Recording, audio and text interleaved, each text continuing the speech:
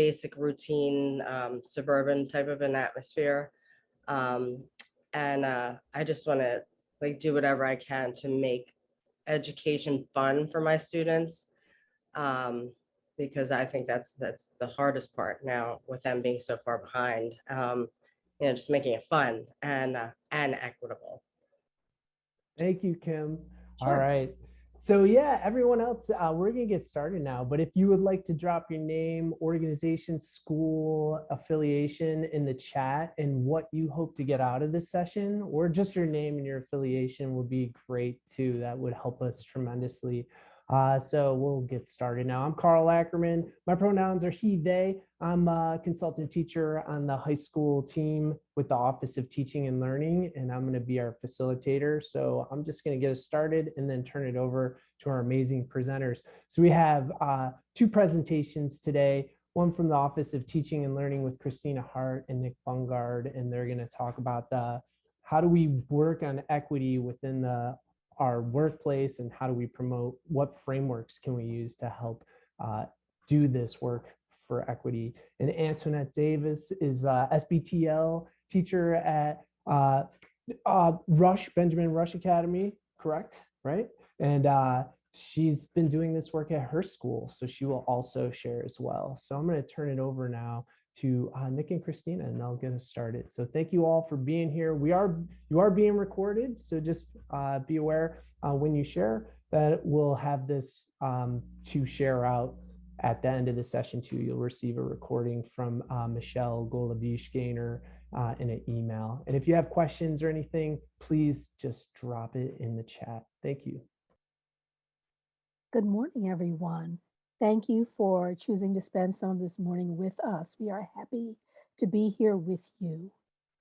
I'm going to start with some introductions, and just to let people know that we will be asking for some volunteers to read at times. So if you're not able to do that, please just let us know, no worries. But we will be calling on people to read. So anyway, welcome. Everybody. When we say everybody, we mean all bodies, all colors, all cultures, all genders, all orientations, all abilities, all religions, all ages, all people. You are welcome. My name is Christina Hart. My pronouns are she, her. I am a professional and learning specialist with the Office of Teaching and Learning in the School District of Philadelphia. I want to kind of echo what Kim said earlier. Working in urban education is a calling, and this is what I am called to do. Nick, would you please introduce yourself? I got it. Hi, everyone. I'm Nick. I use he, him, and they, theirs pronouns, and I am really excited to be here. I'm in the same position as Christina, which helps with some of the work that we do together, that we're in the same department. And prior to this gig, I was a dean of culture at a middle school and a 5th grade nonfiction science teacher. So I am coming here straight from the classroom, straight out of West Philly. Thank you, Nick. And Antoinette, would you introduce yourself, please? Thank you. I'm Antoinette Davis. I use she, her pronouns. I'm an English teacher. I'm also the school-based teacher leader at the Arts Academy at Benjamin Rush. I've been there 7 years. I've been teaching for 12 now, 13 maybe. I lose track of time, but I've been teaching a while, and I do a lot of the equity work at my school, and I feel amazingly supported by Nick and Christina, who were the first 2 people from the district that reached out and kind of like wrapped their arms around me. So I'm so proud to be here and also be doing this presentation with them. And thank you, Carl, for suggesting me. Yes, thank you, Carl. So, as I said, I've been with the district for a long time, a lifetime, in a variety of roles. And what initially led me to the work is that I recognize that there is an unfamiliarity with the cultural differences between white teachers and students of color and that often these white teachers are working off of assumptions, portrayals in the media. Teachers can exhibit deficit mindsets towards students and families. Noticed a lot of savior complex mindsets in education, and encountered a lack of awareness of and understanding of the unique challenges and equities of a large, high need, underfunded district, which the School District of Philadelphia is. So when I came into the Office of Teaching and Learning, had an opportunity to try to work towards addressing some of these needs, and then met up with Nick, and like we really got that ball rolling, which is what we're going to be talking about today. But we do want to note that this started at least in 2016, and it's continuing. It is ongoing. So we're going to start by talking about leveling up, because you have to know yourself before you can grow yourself. So we examined multiple data points from within the district to inform our programming design. So we looked at student enrollment, and this information comes off of the district website, the Fast Facts page. So our total enrollment is close to 200,000 students. You can see how many students are in district operated schools, how many are enrolled in charter schools, how many attend alternative education, and then how many students we have in other sites and cyber charters. Through the Office of Teaching and Learning, we definitely have the ability to reach the teachers in district operated schools and possibly some of the alternative ed schools.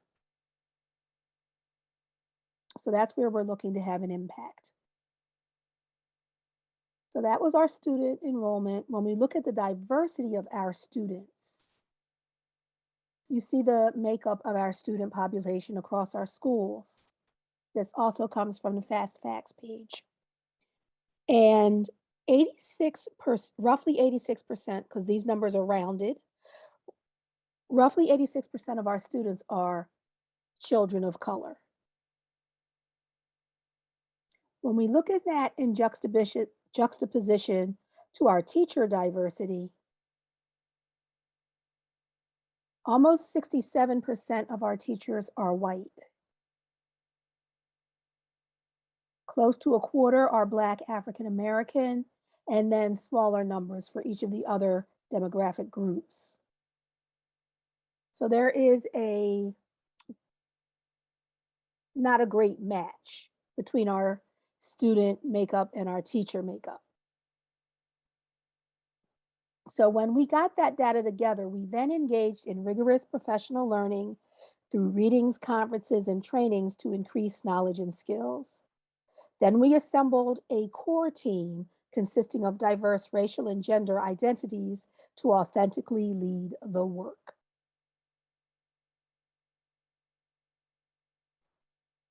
These are not necessarily in sequential order, but among the things we do in the School District of Philadelphia Office of Teaching and Learning leads new hire orientation. We service more than 300 newly hired teachers and counselors. Through this opportunity, we saw the chance to shift mindsets of our newly hired staff during their onboarding. Two of the ways we do that, one is Chalk Talk, which is an introduction to equity, where we have each 4 of the 5 mornings, there's a short experience to expose teachers to the main concepts of the book, Culturally Responsive Teaching in the Brain by Zaretta Hammond. The new hires have an opportunity to gain awareness of how equity shows up in educational settings. And we very clearly establish that as a district, we talk about equity and everybody has a responsibility to learn and do more. Then we have 2 sessions titled Preparing to Become a Culturally Responsive Teacher.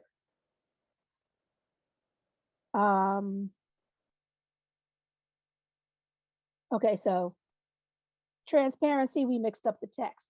This is Chalk Talk that's spread out over 4 days, each day focusing on a different quadrant of Loretta Hammond's Ready to Rigor framework, an opportunity to lay a foundation for shifting, broadening perspectives, fostering collegial conversations and challenging assumptions, and laying the foundation for continuing explorations of equity instruction. One of the things that we're going to talk about in a little bit is giving yourself grace. So rather than freak out that we have a mistake in a presentation, we are giving ourselves grace that we are human and we make mistakes. I did that in the classroom too. Told my students I always make mistakes.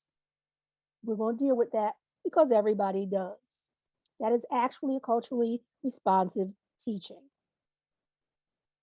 move, rather. So we modeled in real time. That's excellent.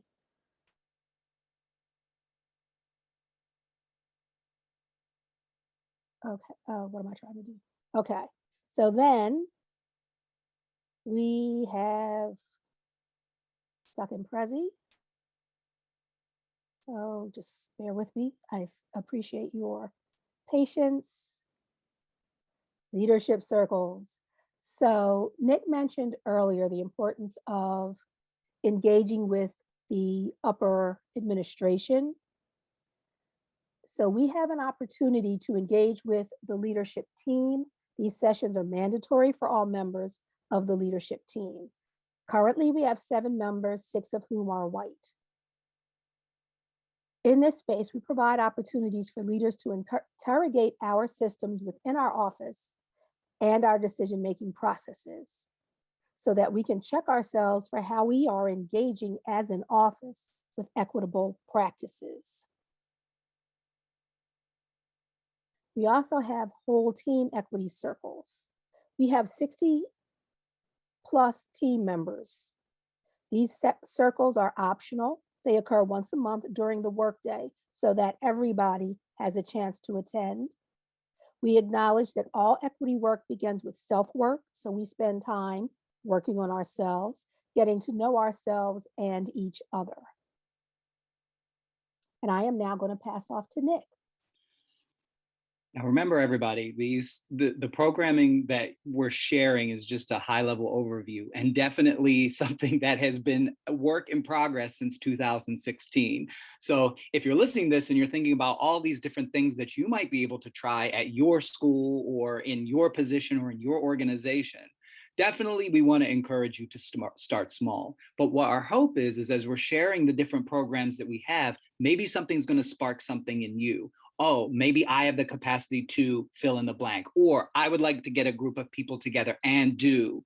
So hopefully in hearing us share will help give you some ideas of what could be possible. Now, in addition to leveling ourselves up as an Office of Teaching and Learning, we also wanted to make sure that we were providing opportunities for educators in the School District of Philadelphia to also engage in this type of conversation, discussion, learning, and work. And one way that we do that is through Tune-Up Tuesdays. I happen to be the manager of Tune-Up Tuesday, so of course, I'm going to bring a through line in the programming that we have at Tune-Up Tuesday with this intersection with equity. And so if you don't know, Tune-Up Tuesday are monthly PDs that the Office of Teaching and Learning hosts, and we offer about 12 to 14 different sessions twice a month. And we hit about 1,200 teachers at Tune-Up Tuesday, so we definitely have an opportunity to make an impact. And we cover a wide range of topics, which you can see on the right-hand side there. Those are some of the equity-related sessions that I have worked with various different partners in School District of Philadelphia and out to bring learning to teachers. So if that's something that's appealing to you, now you know about Tune-Up Tuesday. Thanks, Christina. There's also Building Equitable Classrooms, which is a session that Christina and I design, and Carl and some of our other consulting teachers and school-based academic coaches facilitate. These are great sessions for people who want to learn more and learn how they can do more in their different capacities, whether it's just in your classroom or in your school or neighborhood communities. So thank you, Christina. In addition to Tune Up Tuesday, we also hold teacher equity circles. These are held once a month. And this is where we met Antoinette, was in a random teacher equity circle. She signed up for it. And like she said, we held on in an embrace and a hug, and we just didn't let go. And that really, I never really put it this way, Antoinette, but it's like, that's really one of the goals of teacher equity circles, so that you could connect with other like-minded individuals. We might not ever have had the opportunity to connect with Antoinette if it wasn't for this space. It is a place for discussion. It's a place to talk. It's a place to learn. It's a place to make mistakes. It's a place to say things that maybe aren't politically correct in the vein of leveling up and doing better. And so these are available for teachers in the School District of Philadelphia to sign up for. And we definitely want to encourage you to be a part of that learning. And so, yeah, teacher equity circles are fun. Then we also get a lot of, because as we've grown since 2016, we get a lot of requests for, Nick and Christina, can you come in and do a PD for our school? You're awesome. And I share a story that early in my learning, when I started here at the school district, I had the opportunity to attend a workshop with Zaretta Hammond, author of Culturally Responsive Teaching in the Brain. And I rolled up to her on the first day of this 3-day workshop, and I was like, Zaretta, I'm so excited to meet you. We're doing PD at the School District of Philadelphia. It's going to be so awesome. And Zaretta Hammond looked at me with much wisdom and with much respect and said, honey, what the hell do you think you're PDing? And it was that wake-up call that I needed in the first minute of the first moment of this 3-day workshop with her, to understand that this isn't something you can just PD away. You can't just do a workshop and change everybody's mindsets and everything's going to be okay. So we offer to schools that make requests to us, can you come in and do a PD? Because we know that that fundamentally isn't really going to change anything in the school. And so we offer an equity consultation where we meet with the administration of a school and we do a consultation with them and learn about the issues that we're seeing within the school. And we have some difficult conversations. Christina and I also then work with a small group of teachers and administrators within that building for them to identify the issues and for them to level up and for them to own the work moving forward. This is not about some magical person swooping in on a unicorn, doing a PD and fixing it. A lot of times the issues that are happening within schools can only be solved from within the school. And so we offer that consultation to SDP schools as needed. And then also, I just want to make a plug for a project that I've worked on in the last year. I am part of the affinity space that created the Club Pride website. So if you haven't checked it out on the School District of Philadelphia website, it is a website that's dedicated to LGBTQIA+ visibility, joy, support, and sharing of events.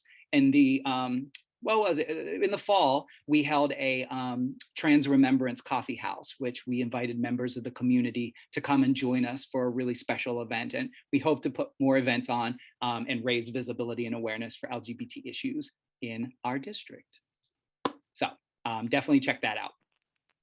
And then lastly, office-wide supports. And this educational equity is one of the last things we did, because everything else we've mentioned to you is pretty much optional, except for NHO. Most of it is optional, and educational equity is a series of sessions for our office that is mandatory. So individuals of varying identity groups can choose into certain sessions and out as they see fit. This is one where everybody, regardless of your identities, are brought into a conversation around race, around gender, and it's really about providing an informational foundation for members of our team so that when we go out into schools, we have more information at our disposal to have conversations with either teachers or administration or even other colleagues around inequities that we see in Philadelphia schools. So we're really proud of this. And it's, been some challenging work because, we all in this space have different beliefs, values, and mindsets, and that's okay. But when we're talking about norming and zeroing in really on equity, it's when you see things start to happen and you see emotions get activated.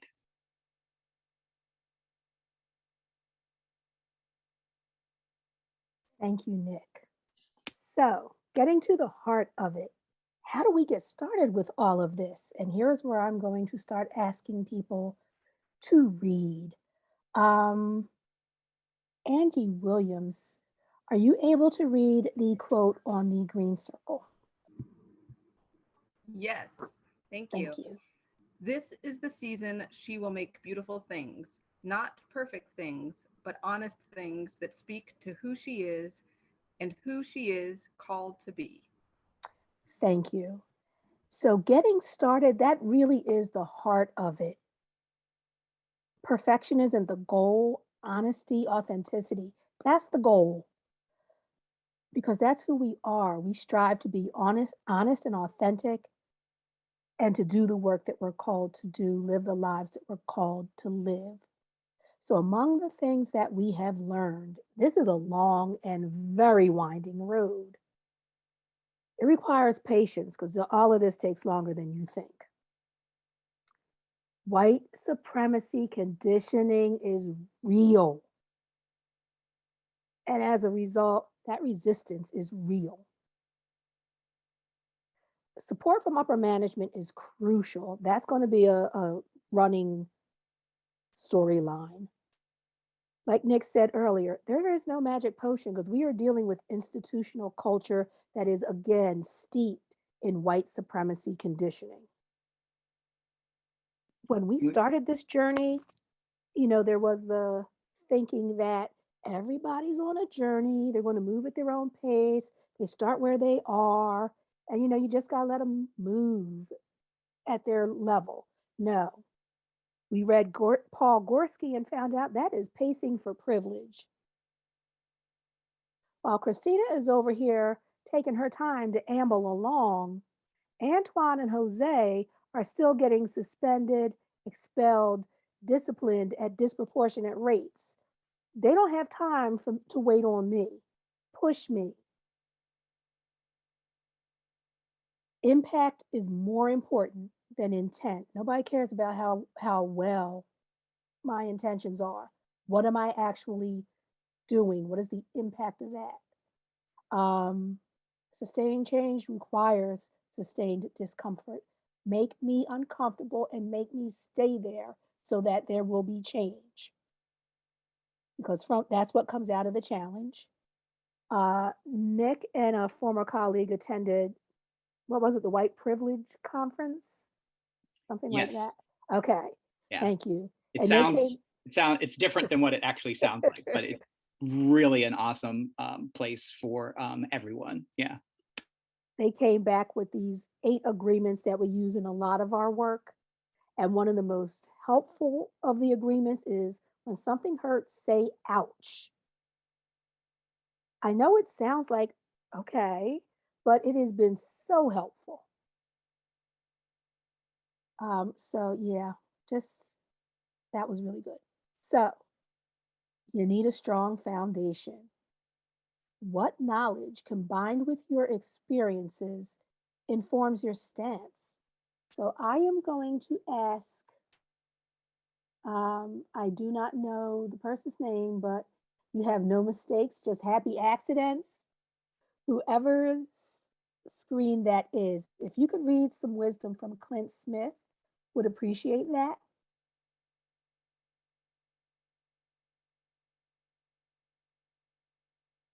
Christina, I can't. I'm driving. Sorry. Oh, okay. My bad. Sorry. Katie, could I ask you to read Clint Smith's quote, please? Sure. My parents raised me and my siblings in an armor of advice, an ocean of alarm bells, so someone wouldn't steal the breath from our lungs, so that they wouldn't make a memory of the skin. Thank you. As an English teacher, like the craft in that is really speaking to me. Also, how could you ask for a stronger foundation than that? So even if I don't have all that, if I can wrap myself in that, I'm ready to go out there and do the work. You need co-conspirators. You need people who can help you build yourself back up. You need people who can assure you that you're not crazy. So let us lead into the wisdom of Toni Morrison. Lori, are you able to read this quote? Yes, indeed. Thank you. The very serious function of racism is distraction. It keeps you from doing your work. It keeps you explaining over and over again your reason for being. Thank you. And it is so easy to get caught up in that and like, I need to offer this proof and that evidence. And if I just do this, I will convince people. No, it's all a distraction. And I'm not crazy. Who's going to be your co-conspirator? And you need a self-care plan because this work is exhausting. You're going to be laid down on the floor and you need a way to rejuvenate yourself and your team because you cannot pour from an empty cup. So Denise, are you able to provide the wisdom from Audre Lorde for us?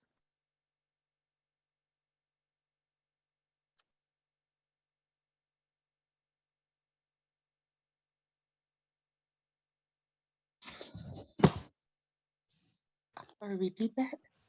Denise, could you read this quote from Audre Lorde for us, please? Oh, sure, I'm sorry. That's Caring okay. for myself is not self-indulgence. It is self-preservation, and that is an act of political warfare. Thank you. There's no better way. I can't add anything to that. So please make time, prioritize self-care. And now Nick is going to speak to us. Yeah, this is great. And another thing, kind of going back to what Christina was sharing, like, what do you need to have in place? It's intentional that Christina and I facilitate and work together in cross-racial identity because as we have found that moving into different situations at different schools, or if it's just navigating throughout the different offices and departments, there are certain conversations that Christina can broach that might not sound authentic coming from me, and also vice versa. So I do want to just kind of add on to Christina's previous bubble that if you have the opportunity to engage in cross-racial planning and facilitation in your work, that is another best practice. But not necessarily. I don't want you to think that you need, a token anybody to do the work, but just something that we have found has really helped us navigate some of the more difficult conversations that come up. So there are some questions I'd like to have you ask yourself, right? We're all here and maybe Christina and I are lighting that fire under your behind and you're thinking to yourself, yes, I'm starting tomorrow, Tuesday, January 18th. I'm blowing the lid off equity at my school site. I want you to pause for a moment and ask yourself a few things. Christina, the first thing we want to ask you to ask yourself is why? Why are you pursuing this work? Why are you wanting to engage in this type of work with either your colleagues or within your organization? What's your motivation? And be honest about that.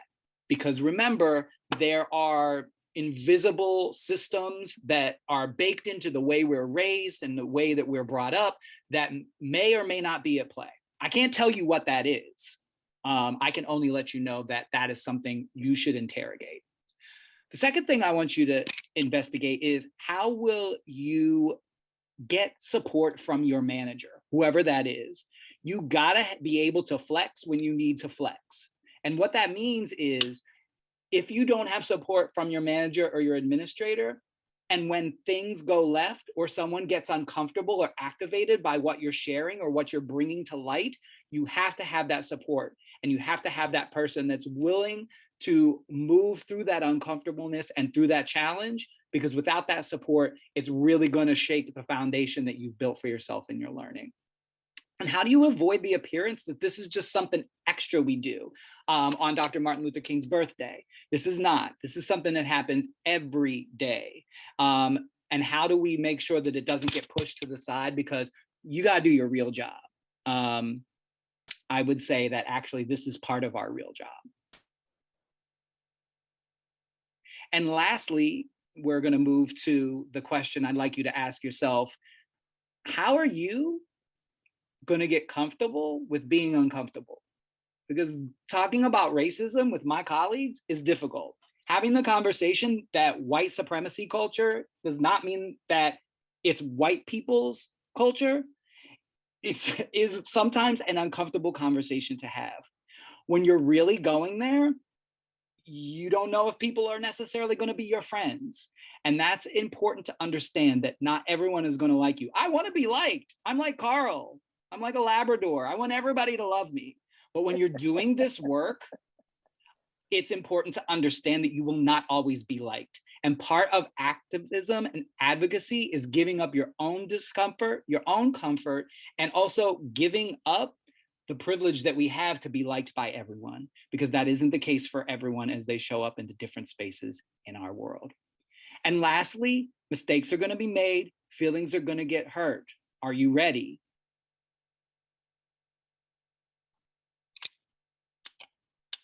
Thank you, Nick. I feel like you're the good cop and I'm the bad cop today. So it's okay. This is good stuff though. If you're writing this down, this is good things to ask yourself. So as we said earlier, we didn't just say, hey, let's get started with some equity stuff.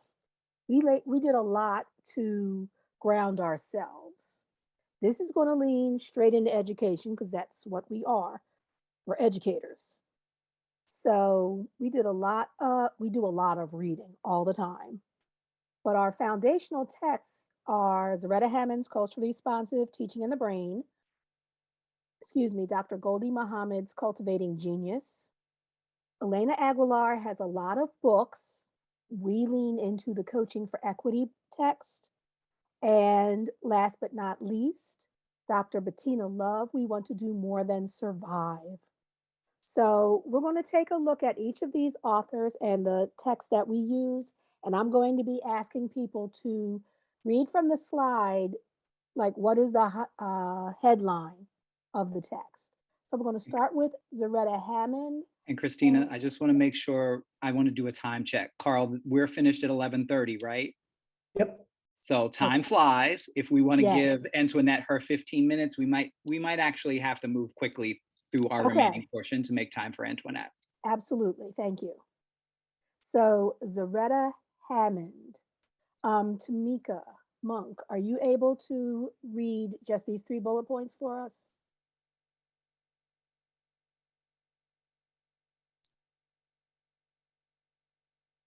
Okay, I understand some people are driving and continuing on with their lives, but we are thankful that you are here.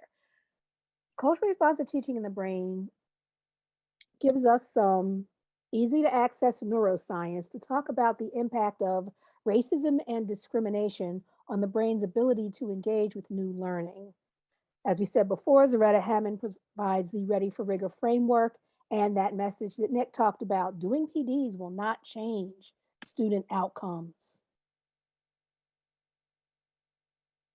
And then adding on to this is Cultivating Genius. KD, can I ask you to read these bullet points, please? Certainly. Thank you. So this elaborates on the importance of historically responsive literacy. It illustrates the 5 pursuits for historically responsive literacy, which are identity, intellect, criticality, skills, and joy. And it discusses the fact that this can be applied to teaching outside of ELA. Thank you. So just because it says literacy, don't get hung up on it's only for ELA. It can be used in all the disciplines, and it should be used in all the disciplines. Dr. Bettina Love tells us about abolitionist teaching, the educational survival complex that our system is maintained by and profits from the suffering of children of color. That instead of trying to repair a flawed system, educational reformers should be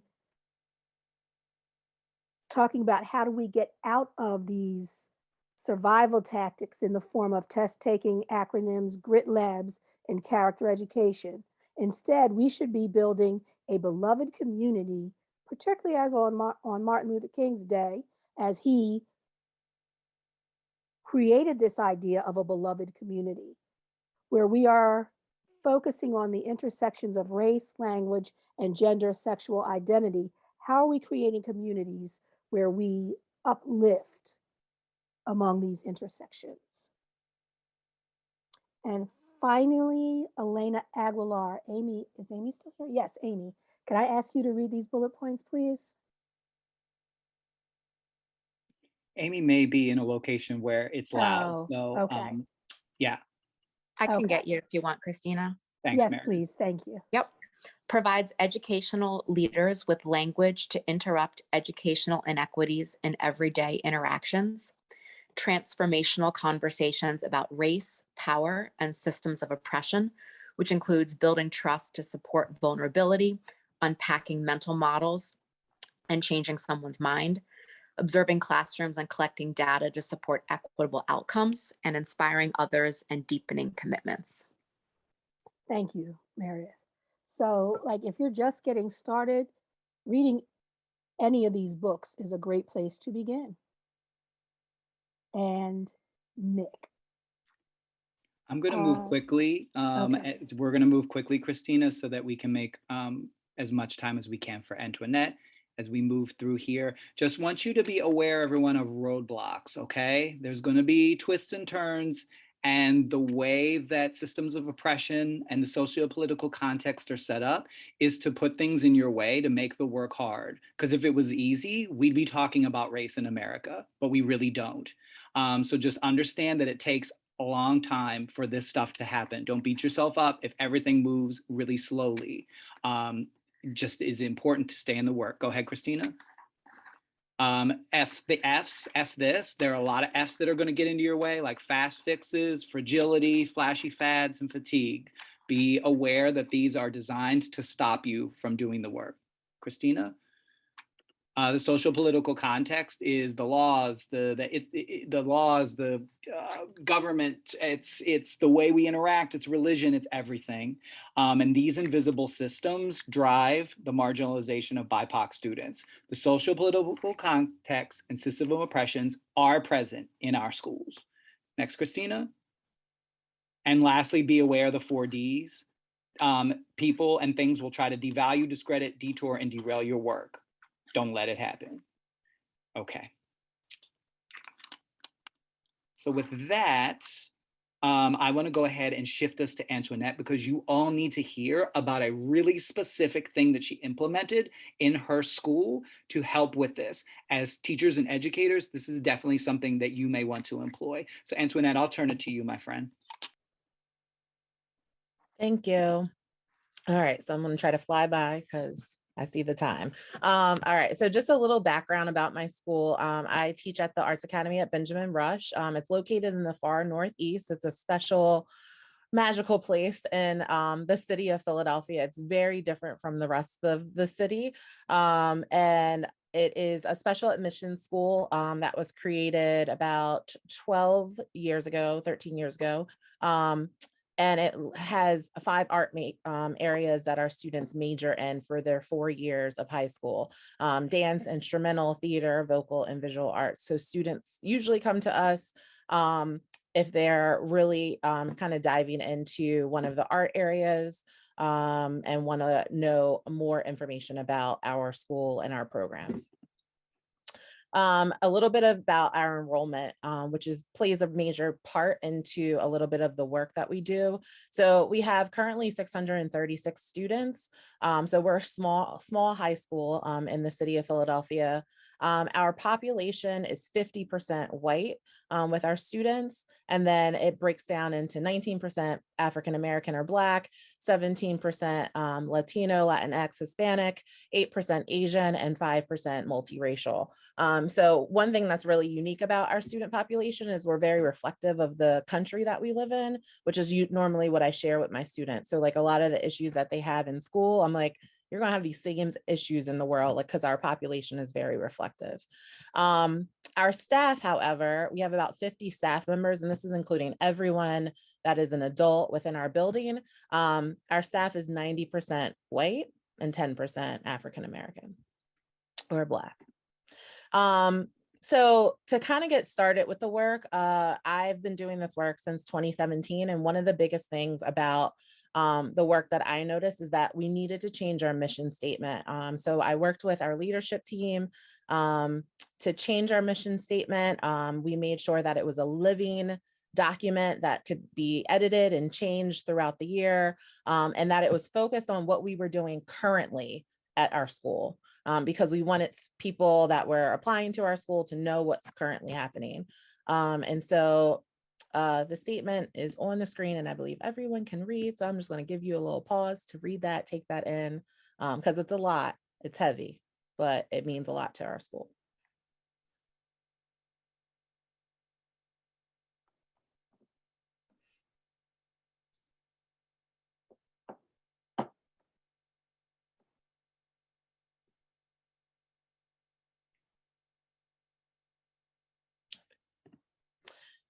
So again, like I said, the real work started in 2017.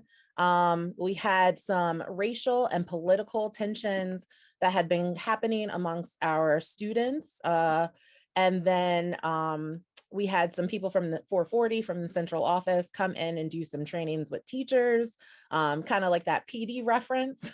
And at those PDs, tensions flew. Not only did we have some student issues, we realized we also had some staff issues. And it kind of was embedded in a lot of the systems that Nick and Christina just talked about. So we realized that we needed professional developments that were on a regular basis. And because I really wanted to do the work for my students, because as an African-American Black woman at the school, a lot of students of color would come to me with issues that they were having versus going to their teachers.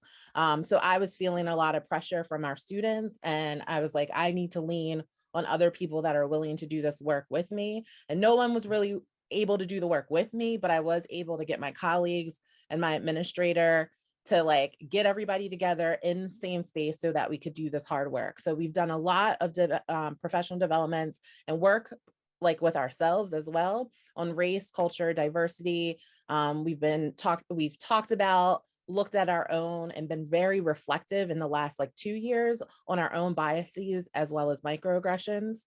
And we've done this all with book studies. So similar to what Christina and Nick talked about, you got to do the work, you got to read, you got to educate. And so I was educating myself while at the same time educating my staff. And so together we've read White Fragility, Me and White Supremacy, Courageous Conversations About Race, Culturally Responsive Teaching in the Brain. And currently this year, we're reading All Boys Aren't Blue by George Johnson. So we're still doing this work at my school. We also talked about real-time classroom strategies because a lot of teachers get a little anxious when it turns into, okay, I've been doing this work on myself. Now, how do I transfer this into the classroom? So this particular protocol that I'm going to now talk about came about because teachers had struggled for years with having tough conversations in the classroom with students. They were fearful of what they couldn't anticipate and just were very anxious and nervous about it. We were also virtual last year. So this protocol came about last year. So again, remember, we've been doing the work since 2017. This protocol didn't happen until last year. And last year, while we were virtual, there was a lot happening on a regular basis. And it was things that were affecting our students. They wanted to talk about, and a lot of teachers assumed that this was happening in English and social studies because we're the teachers that do the literature and the research and make comparisons. But we realized that it needed to happen also outside of these content areas. I had also created a third space. So in the morning before school started, I would open up every Monday a Zoom space for students to come around and just talk about what was happening so that they did they were able to have the opportunity to have conversations that weren't happening in the classroom because our kids needed it. So the final event that caused our protocol to come into place was on January 6th, the Capitol insurrection. That was something that our students were watching at home in silos. Their families were having very different conversations about what they were seeing. We had some families that were cheering and happy and excited, and we had other families that were in shock, and we had other families that were in tears. And our kids wanted to have a conversation. And at our next school day, I made the assumption, me, Antoinette Davis, that teachers were talking about it. However, when we got together at the end of the school day for teachers to have like a space, it came up that those conversations didn't happen. So we had to talk about, how do we fix this? How do we make teachers understand that they have to have these conversations because things are happening on a regular basis and our kids need to speak about it? Well, two of us got together, we met, we planned, we created this protocol. The purpose of the protocol is to make every teacher and provide them with the tool needed to have these conversations in class. We also explain to teachers it's connected to our mission statement, specifically the statement about social justice, dismantling racism, as well as encouraging student voice. Who initiates the protocol? Any member of the administrative team or the leadership team. So if an event happens, someone's up, they realize it, they can enact this protocol by sending it out to all teachers, and all of our teachers are aware of it and have been trained on it. So on the day after the event, that administrator or leadership team member sends out the protocol, and that teacher has two options in the protocol. One, they can plan their own response. So if that teacher feels like they're very educated on what happened, they have the resources, they can do that, but we remind them you must include norms. You have to have discussion norms.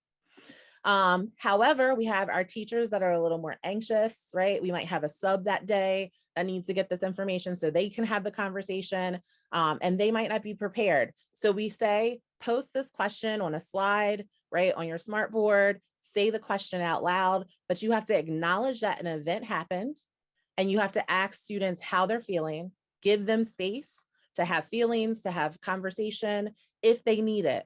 Some students may say, you know what, we're okay. We can go on with what was originally planned for today. And that's fine, because you've allowed that space for the students. They've heard that this thing has happened. They might need time to process. So go ahead with your math lesson, your English lesson, your science lesson. We also provide the norms. So these are norms that the staff at Rush created.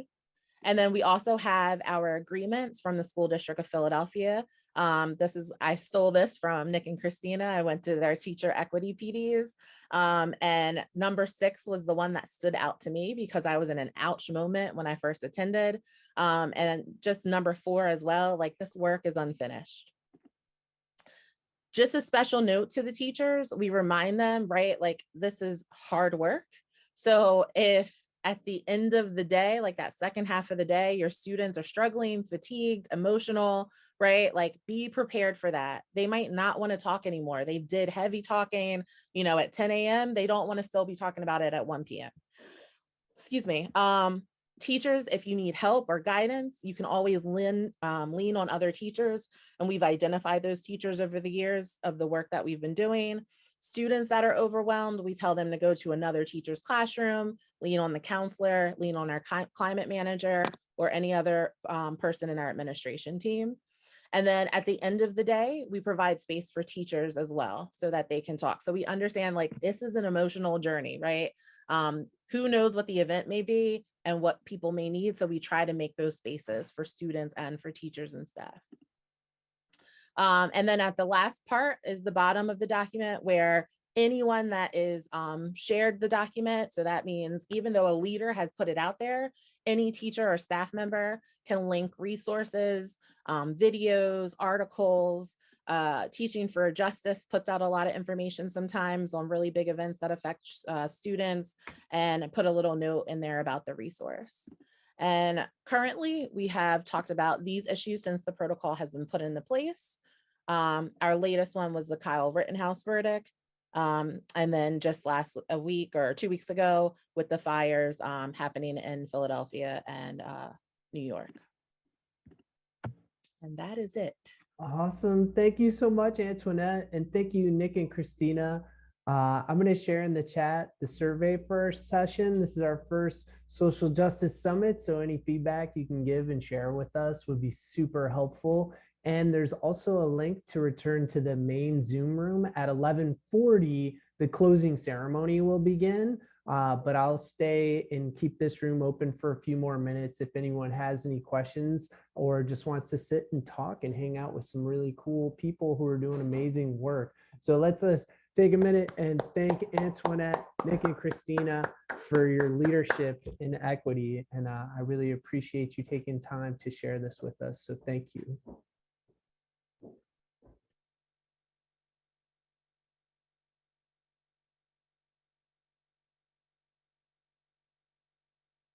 Thanks so much, all. This is really, really cool.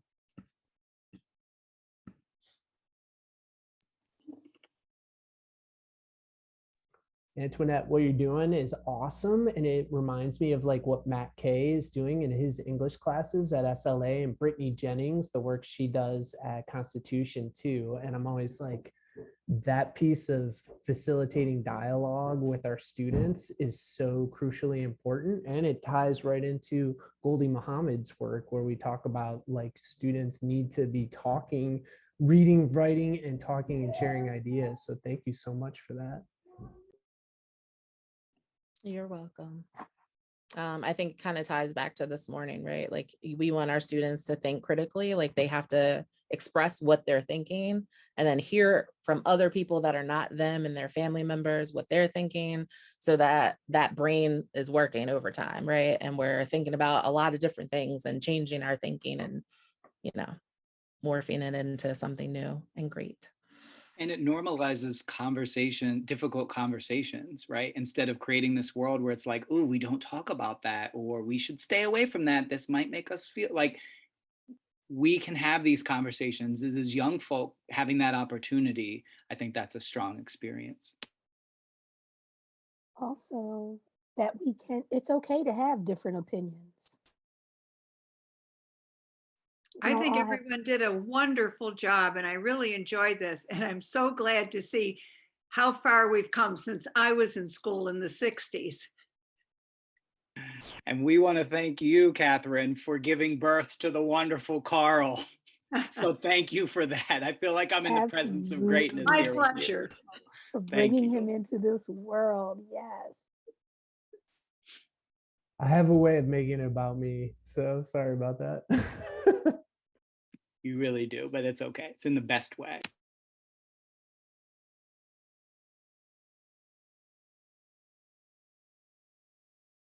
Yeah, awesome.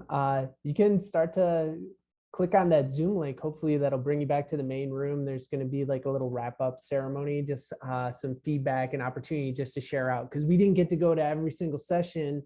So it's an opportunity just to hear what happened in other sessions as well. So thank you again. This is really just a wonderful start to a wonderful day. So I really appreciate you all being here. Thanks, Carl. See you all soon. Have a great day. Bye-bye. And you can find me on Zimbra. If you have any questions, just email us. All right. All right. Bye, everybody. Bye-bye.